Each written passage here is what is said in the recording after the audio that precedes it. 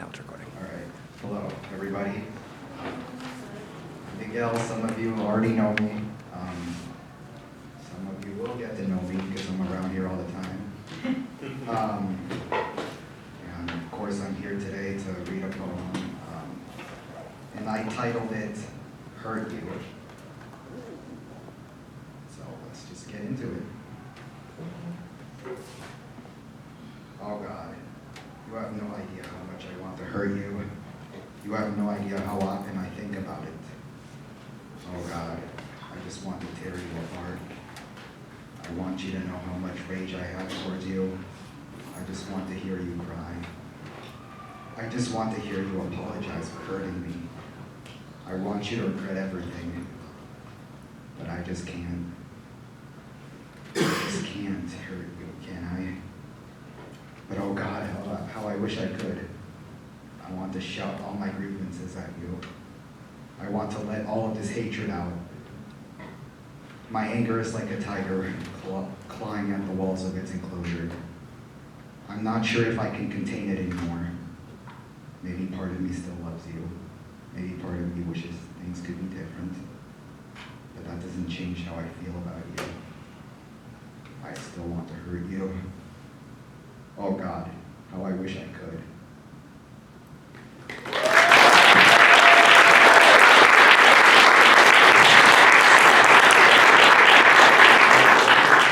Thank you, Miguel. Next up is Andy Dunn.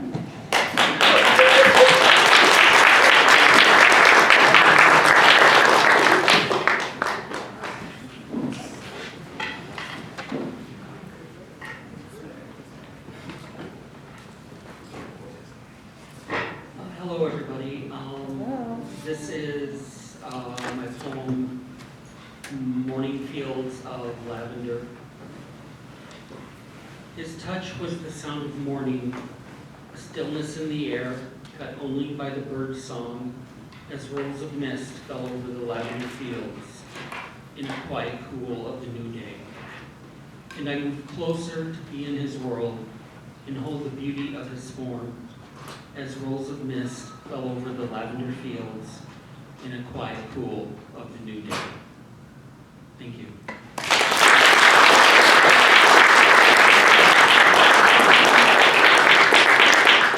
Next is Valentine, and she will be doing a different poem than what's on the program because a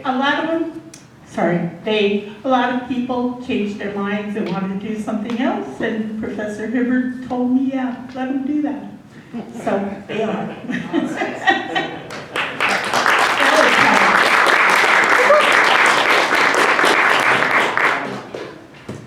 Hello. Sorry to disappoint you all. I won't be reading doggy style. This one's a bit more sentimental than that. Is this a good volume? I can't really tell. The volume is good. Volume's good? Okay. This one I've read a lot before. It's called To Mom. We need to talk about running.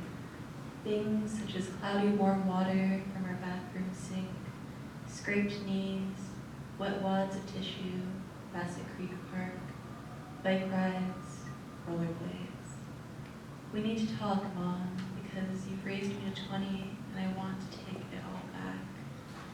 I need to talk about you, Mom, and I need to talk to you, because every time the bus pulls away from the curb, I say a prayer beneath my breath just like you did, and still do when you drive. We need to talk about putting the nasturtiums back in my bedroom and what books to read this school year. The south-facing window was never a curse. I just complained because of the water stains. I would have let you raise the world in my windowsill. I just wanted to be closer to you. I need to talk to you about color. Dried out copper from 6 months ago, caked onto white crew socks. I need to ask, did you see them show up in the queue for the wash? They appeared crisp as fresh chalk at the top of my laundry pile. I need to talk to you about last year, or was it 4 years ago now? When my hair was ever changing and you liked it long, but I didn't care. It almost reaches my shoulders now. Can you tell? Am I moving too quickly? Do you still care? Did I ever grow out of my aloofness in your eyes? We need to talk about her. I need to talk to you about that aimless walk home, the hot stain of birthday candles, rain on the roof of the library. I need to talk to you, but first I need to find you in the children's section and ask for permission to use the computer. I need to find you in free verse and 10 o'clock curfews, and we need to talk about where my blessings are meant to go. I need to talk to you about faith because it's more than just the car. It's because you said you loved Jesus more than you loved me. And as a 6-year-old, my jealousy was untouched by shame. I need to talk about why I trudged through communion with my still wet hair, why I haven't tasted grape juice in years, why I couldn't look you in the eye that Mother's Day. We need to talk about hospital lights, and I need to know if you would have been there to hold my hand, if I'd only asked you, if only I asked you, if only you knew that I need to talk to you about how badly it hurt. We need to talk about what I do when I'm away. Oh, Mom, would you still be proud of me if you knew how lost I felt? Where do you go when you're feeling alone? Every solace I consider has led me back to you.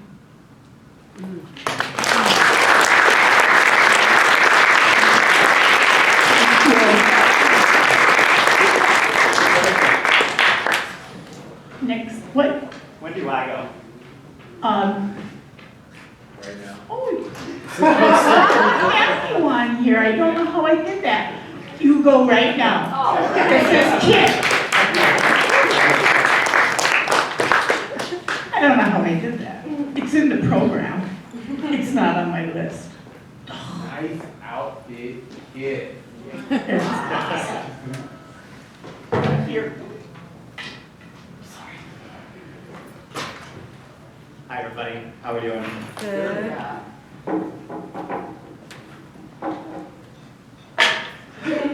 All right, so this is called Aperol.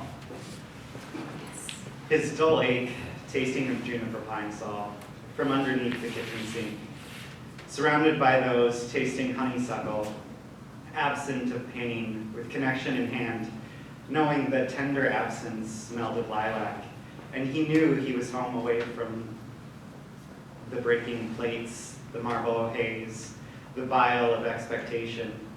Freedom where the only price is pine saw kisses, laced with the barberry thorns, piercing flesh, open wounds, weeping scarlet copper seas. Ever turning, man-made, and enforced with the precision of back alley surgery, twisting ivy, parading what it is to be lovable, to make connection, to fit broken, rejected toasters, hair dryers, diary pages ripped out, rejected like the memories that they harbor, all adorning the heap there he lays, incompatible, a lightning cable in a sea of USB-Cs.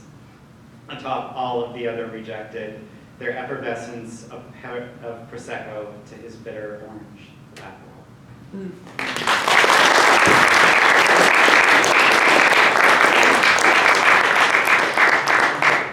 Thank you, Kit. Next up is Frankie. Hi. Hello, I'm Frankie. I will be continuing the trend of reading poems that are not in the program. This is called Like the Love God. I reduce words to characters. I write characters well. It's likely because they're always so becoming to me. Today, meet Venus. You know, Venus like the planet, Venus like the love god, Venus like the brand of razor blades, like how they're always licking the whetstone between your legs in order to sharpen their tongue. I write characters well, likely because I am becoming to them. Venus and the way they orbit you faster than themselves. Venus who knows all the right noises to make. Venus who bleeds pretty. Venus, like the love god, I hope you preach to before an altar behind a closed door. There's always an altar behind every closed door, and an altar to keep the door closed. I only open doors to come out altered, maybe, hopefully, like Venus. Good, change, altar, not about to ask itself 218 questions if things get a bit too steamy. In truth, I so often do not want to be touched, but God, I so often want to be Venus. I beg my mind for it, but not as well as they beg you. Please, and when Venus gets desperate with their own head, it is always for more, a great glut of more to fill in every old wound and hopeful crevice of them. Words, fingers, blood, I want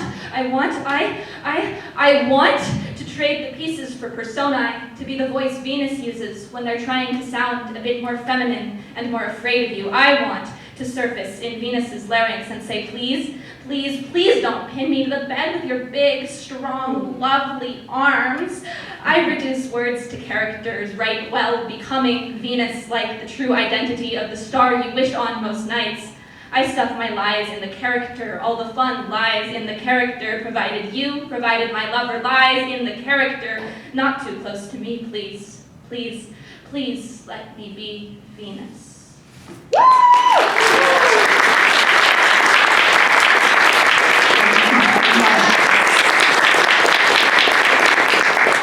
Next up is Nana.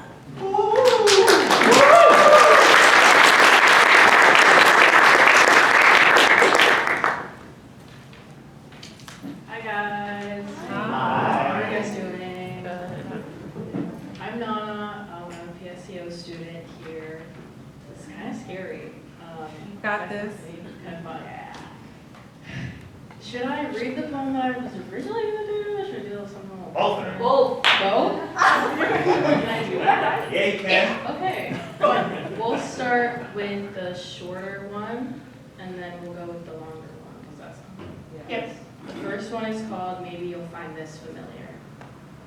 There are berries, red as half moons, dug deeply into palms. Your figure stares at a sanctuary pose, every detail bright. Plunged into your echo, I've spoken. In the blooming dust, all sinks into the sting of beauty, coated in normal spun. Line dwells in dream, keeping flame, and I can taste it, licking sangria and persimmon off their distinctness as the taste remains. If you peer, you see a balance crown on my tongue, the same that's silent as word forms this. Maybe poked in a needle's eye, lapis deep, there, I'll write you a bullet pointed toward star, and dance for obliterating name, to move along the ashes, just to maybe glimpse at what hides beneath skin, rolled on tongue, broken beneath teeth, infected by what's written through lips, what I've picked from what fruit trees you've grown.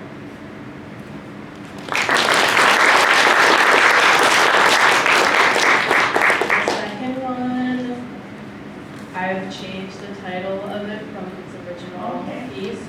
It's called Lover Woman, Billie Holiday. Piano girls sing blissfully as the city confuses 1300 with the AM. A soul sung across 110th Street. The city's soul adapted to adulthood. A new notice I've collected. We're deepened wood, too sleek for splinter, cuts into corseted lace. We wonder why it puts women in the mood for love. Maybe the tobacco-swarmed streets of 53rd Street beckoning, scarlet curtain, to run over shoulders, preparing us to be swept. Grandmother's notes merging through white man's veins, just a visit. She sang first. Pearls clutching colored tailcoats fall at the feet of satin silk. Intimacy covered in oyster shells, left only hours, not long enough. Chelsea hotel rooms flooded in fleeting history, that maroon ribbon strung through red palms, tied intricately. Curated to my ears, not an era they've known. Harlem, overtaken by cultures, finding their way back to the brass of my skin. These softened songs Billy's hum, while I left Tiger Lily in the chest of one decorated in silver bliss.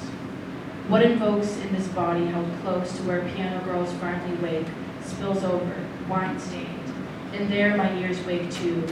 The silence of Sheena surrounding, kept fond, settles fully, allowing me to sink, into what this all has created. What the moon watches, when the subways switch over and we can't find our way back home, for we are in it, and each note attached to faces tied with blood.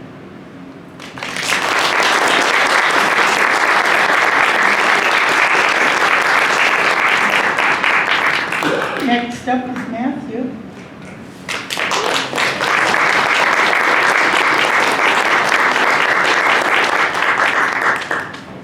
How y'all doing today? Good. I'm going to share a poem called Parable of the Anthill. I wrote it this morning. It begins with a spiritual that Paul Robeson sung called Did My Lord Deliver Daniel? Didn't my Lord deliver Daniel? Daniel, Daniel, he delivered Daniel, and why not every man? We must raise our song high against the state of the clanging gong chime. Let every song rhyme with the generations of men, women, daughters, and sons wanting fire, this time in our now poisoned sky. Water, life. As the spider's gossamer web strand flips the springtime sky, that too, a protest line. Line, give me a tree to get caught in like Christmas lights. Tree, remind me the root system, ancestors of mine, and the spirits they want me, you, us, to call mine, our inheritance, blown to and fro like a hard and hearing ear of corn in a field of listening ears of corn. Your own listening ear births up. For what permission do you ask? Freedom, like all treasure, is handmade, to be pirated by the heart first. Endowed, bejeweled, behold, churched in the collective body mind, it must be defended. Freedom, do you think those who pirated our resource, our bodies, our minds, our futures in service to their clock's time would allow us to determine ourselves? I asked this and I meant it. Like a drunken uncle at a cookout, just to get aroused. Teresa says, kill the American in you, that old Negro too. Didn't my Lord deliver Daniel, Daniel, Daniel, he delivered Daniel, and why not every man? If we have pre-existing stories of who human beings are, no set of empirical observations will lie outside those stories, or the terms produced by that order, no matter how scientifically rigorous. For human systems are autopoetic ones that function at the level of the body and myth. So, begin wondering large, as an anthill, asking how many times can I repeat dirt? My path, how the wasp circles its morning burrow. Recall my sight, allow my body to rehearse like that. Worship change, still as the fires, this time brush fires, for the breath held like burns, burns like that. Chew a whole leaf, follow with water. Moulin, I work with the earth I have. Swallow slowly without it. Leaving, remember, you could stay a nigger anywhere, but should not deter my path. Upon sore knees he prayed, reveal desire. The result of the election, America, do not yearn, try that. Seriously, he approached the sentinel, whispered, can you spare mirth? Nigh, a laugh? Doused liquor in a circle? Cried as a madman does, Eshu, let clarity's gates turn wide as the ants will to rebuild. They turned in the sun like a coin, glinting gold, beams of light from that distance, spurred like that. Make your coin a cage, of whatever material you want. I want mine earthy, to know decay is terse like brambles. Salve, the healer appeared in your dreams, sickly.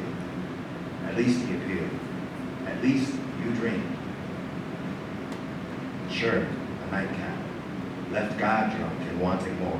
They spared no dime on the song. The barred hollers are like ballads, set the dim to the sun, or the drunk to the sun, to the sin, or was it the anthill to the dirt, or the dust? Whoever heard, heard like a cat.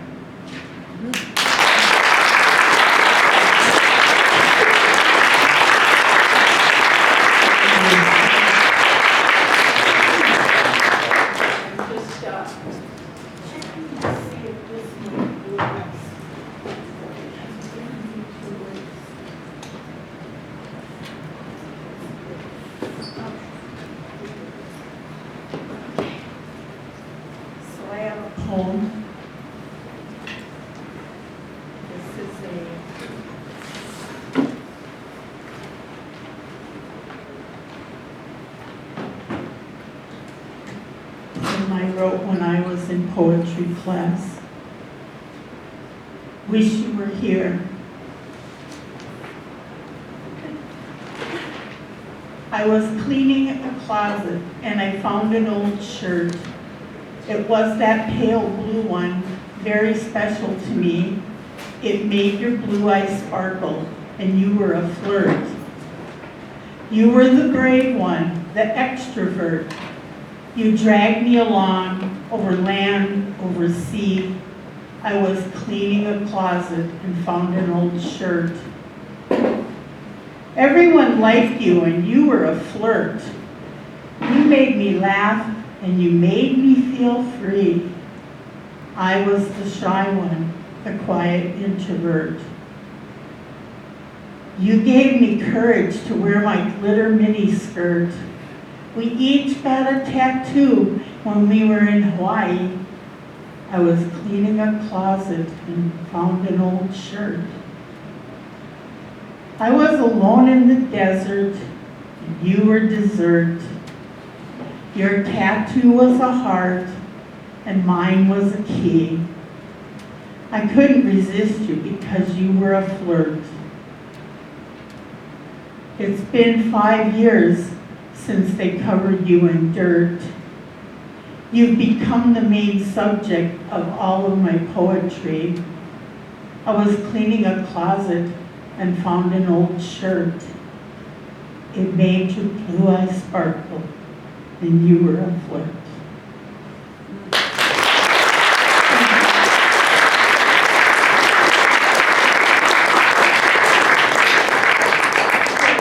Well, I would. Great page here. Yeah. There we go. Well, I would like to welcome Junauda Petrus, Poet Laureate of Minneapolis and a Coretta Scott King Award winner, an activist, a really cool lady. I met her earlier this morning. I'm really excited to talk to her.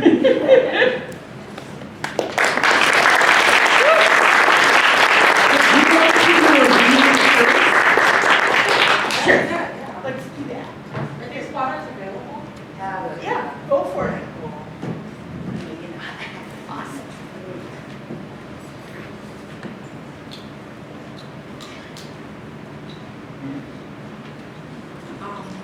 Hi, everyone.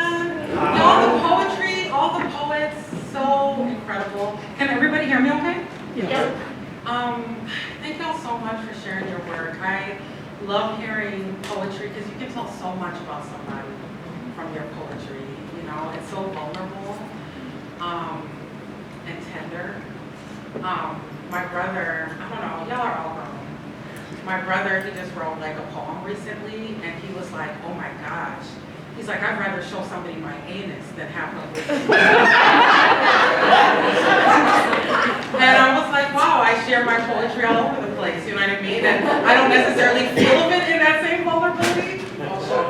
But that just cracked me up when he said that, because I do think there's something so emo and tender and vulnerable that people who are poets and people who share their poetry do. So, you know. So I have 2 poems that I'm going to share today. They're not like, I don't know. Yeah, I'm not going to say it's long or it's not long. Sometimes when people introduce something, it can be too much. You're like, girl, just give me a poem and don't anticipate it. But yeah, like there's a piece that I've been reading more lately that's come from my novel I'm working on. And yeah, the thing about novels, they're very long. Write them for a long time. And one thing I love about poetry is it's so in the moment, it's so temporal in ways that are different. So I'm going to share a little piece from my novel that I've come out that's like very poetic. And then I'm going to start off actually, so there's this poem that I got commissioned to write for George Floyd, which is coming up on the 5th year anniversary of his murder. And yeah, I'm just going to share it. All we really know was his last living desire was for a cigarette. In other words, a simple and neat, quick and light burn of personal tobacco. Inhale, throat heat, and exhale. For a moment, the brain pauses and buzzes. For a moment, the brain is a soft float, and you belong to you. Native homies give the offering of tobacco, soft hands, cup gratitude, put a little tobacco here, smoke of prayer for your ancestors, their witness, their earthly nostalgia for earthly life and earthly pleasure. The more expensive it is to live, the more worthless power treats our life. Charge rent on the sky, put our access to blue behind a paywall, give you gray when you pass due, some would never see the blue. Colonize butterflies, enslave bees, give the man his cigarettes, give him his free. All we really know about him is that we will never know him.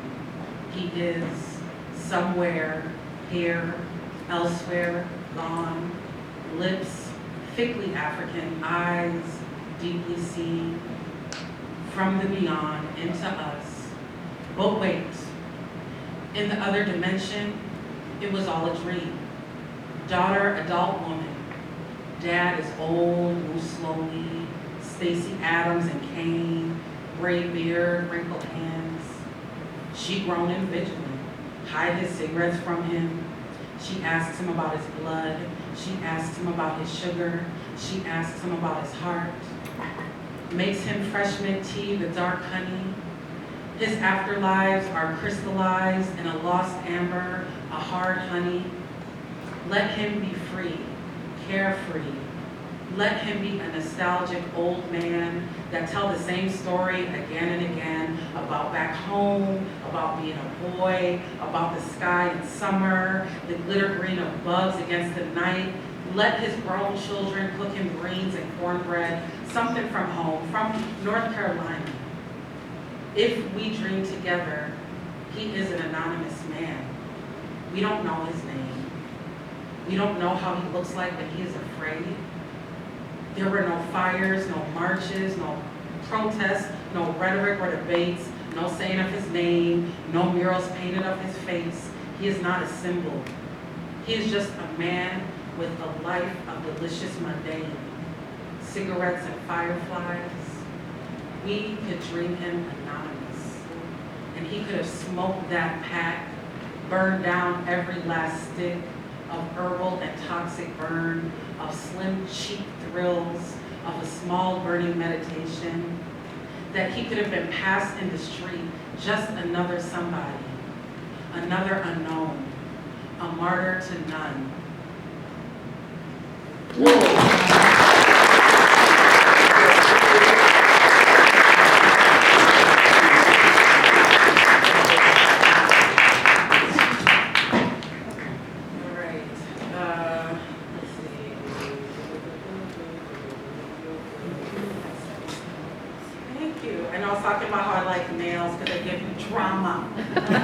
Look at me, look at this, look at here. So she's a poet, you know? Let me find this piece. I wrote this, okay, let me just share the piece. Where is it? There it is. I knew I've been having this reading forever, but it's like, you know, you look in your little things. Okay. I'm gonna search documents right quick. I can't have nails because they play guitar. Oh, nice. Yeah. That's a good change. It's like, I tried, I break my nails constantly, so I just cut them short. Hood girls. Let me tell you about these hood girls. The nerdy, bookish, walk 5 block, let me start. Hood girls. Let me tell you about these hood black girls, okay? The nerdy, bookish, walk 5 blocks to Franklin Library to procure their weekly supply of escape and other dimensions in the galaxy of herself. Hood girl. The goth hood girls. The black eyeliner, shaved head, spiked platform Doc Martens, leather choker hood girls. The take the bus, walk home with her tuba for the weekend to practice for All City Orchestra, band nerd, hood girl. Oh, then there are the head wrap hood girls with incense and bags of fresh fruit, reading all kinds of Sada and Mumia Abu Jamal, hood girls. The libation pouring soul sister, make ginger tea for period cramps, choose on licorice root, at the protest, boycotts, don't trust the white man, trust herself, hood girl. These hood girls are just girls in the hood with their hair done so right, the gels, pink lotions, pomades, oils, broom nappy existence, into, through, and beyond hood girl, tiny Afro hood girls, oversized headphones, Walkman blasting, Outkast, Mary J, Anita Baker, Minnie Riperton, pretty voice, thick butterfly, flutter eyelashes, hood girl, float home fast to read Nikki Giovanni, hood girl, the can and can't fight, hood girl, the scrappy and not scrappy, the hot and hot-headed, who got reasons to fight and reasons to be mad, hood girls, the descendants of root women, hood girls, the great-great-great-granddaughters of escapees of plantations, big mansions, small houses of captive torture, hood girls, the ones who were afraid and those who were never scared and the ones who did what they had to do to survive, hood girls, the bad hood girls, the good hood girls, the sometimes bad, sometimes good hood girls, the overwhelmed by the sounds of the lights and the noise and the feelings, hood girl, dreaming of the forest and the country where it is safe for a dark-skinned honey of femme persuasion, so she can be a soft fairy of the trees, mycelium and leaves, hood girl, the hide in plain sight, hood girl disappears into herself, into past and future dimensions, daydreaming out the window in a building of fluorescent lights, non-stop talking of teachers who ain't hood girls and can never understand the needs of a hood girl's hurt, the contours and crevices of it, the constant unveiling of wisdoms, joys, aches, in front of you, in plain sight. The hood girl is so full of feelings, a galaxy of feelings, a hood of feelings, an existence of feelings, so unfathomable that only a pearl can know what it is to hold the tough truth of you so tight, so close, so protected, so mercurial, violacious, tender against the violence and debris. Yes, only the pearl and beings that live in the deep sea, like octopus and children of Atlantis, understand the hood girl. They will lie to you about the hood girl and say that she was this thing that she wasn't. They say the hood girl is a taker, that she didn't know herself, that she had no sense or sensuality or sensuence to her. They will say that is how all of them are and how all of them have been, just foolish and insatiable or loyal and obedient, Jezebel or Jemima, hood girl. The hood girl is strangely never allowed to be a hood woman. She is always the child, even though the hood girl raised America, nurtured, fed, and housed America in her body and womb and breast. The hood girl isn't even in the hood. America is inside the hood girl, her very body, living rent-free and reckless, fucked up and feckless. Minneapolis, St. Paul, Brooklyn Center, Chicago, St. Louis, Laventille, St. Croix, Jamaica, Brazil, Haiti, Mississippi, Puerto Rico, England, France, South Carolina, Somalia, Dominica, Harlem, Martinique, Oakland, St. Lucia, Suriname, Guyana, Ethiopia, Compton, Grenada, Liberia, St. Vincent, St. Kitts, the Bahamas, Cuba, Colombia, Venezuela. This was a diaspora affliction for all of the hood girls. This interior colonial infestation of the nations of their birth inside of their bodies, haunting them hood girls. And she was always sick because of it. Overtired, anemic, and underwhelmed, a parasite that lives inside and around you. And when the hood girl said that she was feeling hurt, people said she was lying. And when she said she was tired, they said she was lazy. And when she said she was sick, they said she was faking. When she was angry, they said she was crazy. When she said she was crazy, they said she was better off dead. When she was dead, they said she was weak and lazier than they thought. The reality was and remains that the hood girl practices every kind of exorcism to get America out of her, and it works because she never lost the technology that lies in the nautilus of her nappy hair, the whirlwind of her hips. When the hood girl needs to rid herself of the poison of America, she lays herself in a fetal position on soft, lush, and earthy earth, goes cheek to cheek with the free black dirt, and cries.